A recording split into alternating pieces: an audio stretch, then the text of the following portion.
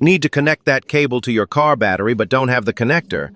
And of course it's Sunday, when every store is closed. Buying one? Forget it. The solution is to build your own connector. Yes, because waiting until Monday is not an option. With just a few minutes and stuff you already have at home, you can create a functional connector that solves the problem quickly. No more shoving loose wires or holding them with tape.